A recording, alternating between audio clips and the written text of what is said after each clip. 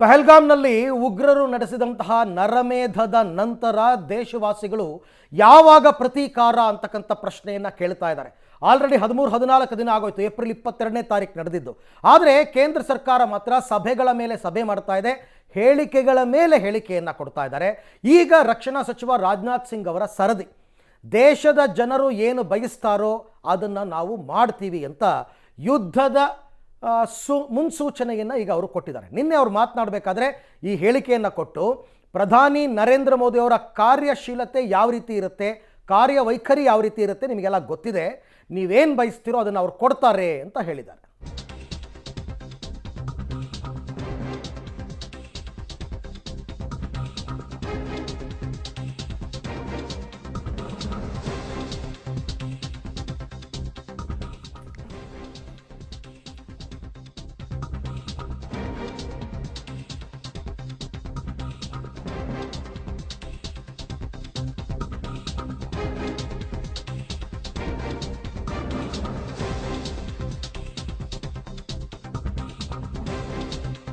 ಪಹಲ್ಗಾಮ್ನಲ್ಲಿ ಉಗ್ರರಿಂದ ಹಿಂದೂಗಳ ನರಮೇಧದ ನಂತರ ಪಾಕ್ ವಿರುದ್ಧ ಪ್ರತೀಕಾರಕ್ಕೆ ಮುಹೂರ್ತ ಫಿಕ್ಸ್ ಆಯ್ತಾ ಅನ್ನುವಂತಹ ಪ್ರಶ್ನೆ.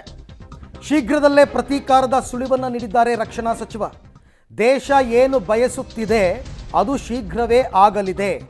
ಮೋದಿ ನೇತೃತ್ವದಲ್ಲಿ ನೀವು ಬಯಸಿದ್ದು ನಡೆಯುತ್ತದೆ ಅಂತ ದೇಶದ ಮೇಲೆ ಕೆಟ್ಟ ಕಣ್ಣು ಇಟ್ಟವರಿಗೆ ತಕ್ಕ ಪ್ರತ್ಯುತ್ತರವನ್ನು ಕೊಡ್ತೀವಿ ಅಂತ ರಕ್ಷಣಾ ಸಚಿವ ರಾಜನಾಥ್ ಸಿಂಗ್ ಸಮರ ಕಹಳೆಯನ್ನು ಮೊಳಗಿಸಿದ್ದಾರೆ ದೆಹಲಿಯಲ್ಲಿ ನಿನ್ನೆ.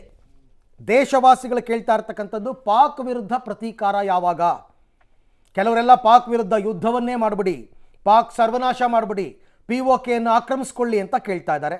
ಇನ್ನು ಕೆಲವರು ಸೇನಾ ಶಿಬಿರಗಳನ್ನು ಧ್ವಂಸ ಮಾಡಿ ಮತ್ತು ಉಗ್ರ ಶಿಬಿರಗಳನ್ನು ಧ್ವಂಸ ಮಾಡಿ ಅಂತಿದ್ದಾರೆ. ಇದರಲ್ಲಿ ಏನು ಮಾಡ್ತಾರೆ ಅಂತಕ್ಕಂಥದ್ದು ಇನ್ನೂ ಕೂಡ ಗೊತ್ತಿಲ್ಲ. ಬಟ್ ಸಭೆಗಳಂತೂ ನಿರಂತರವಾಗಿ ನಡೀತಾ ಇದೆ. ಒಂದು ದಿನ, ಒನ್ ಫೈನ್ ಡೇ, ಎಲ್ಲ ಕಾರ್ಯಾಚರಣೆ ಮುಗಿದ ನಂತರ ಗೊತ್ತಾಗುತ್ತೆ ನಮಗೆ ಇವ್ರು ಏನು ಮಾಡಿದ್ರು ಅಂತ. ಅದಕ್ಕೂ ಮೊದಲು ಹೇಳಲ್ಲ, ಯಾವುದೇ ಕಾರಣಕ್ಕೂ ಹೇಳಲ್ಲ. ಸೊ ಹಾಗಾಗಿ ಈಗ ಸದ್ಯಕ್ಕೆ ರಾಜನಾಥ್ ಸಿಂಗ್, ಈ ಹಿಂದೆ ಅಮಿತ್ ಶಾ ಅವರು ಕೂಡ ಗುಡುಗಿದ್ರು, ಪ್ರಧಾನಿ ಮೋದಿ ಅವರು ಕೂಡ ಹೇಳಿದ್ರು, देश के ऊपर आंख उठाने वालों को मुंह तोड़ जवाब दूं।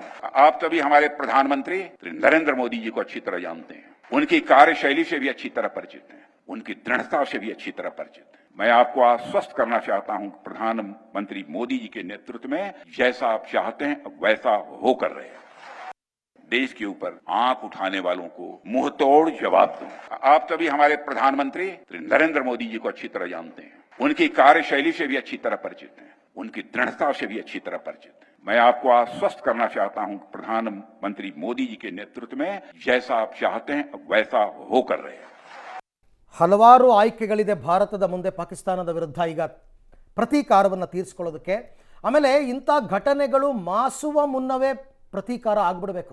ಆಗಿತ್ತು 2 ಸಲನೂ 12 ದಿನದಲ್ಲಿ ಒಳಗಡೆ ಆಗಿತ್ತು. ಈ ಸಾರಿ ತುಂಬಾ ತಡವಾಗ್ತಾ ಇದೆ ಅಂತ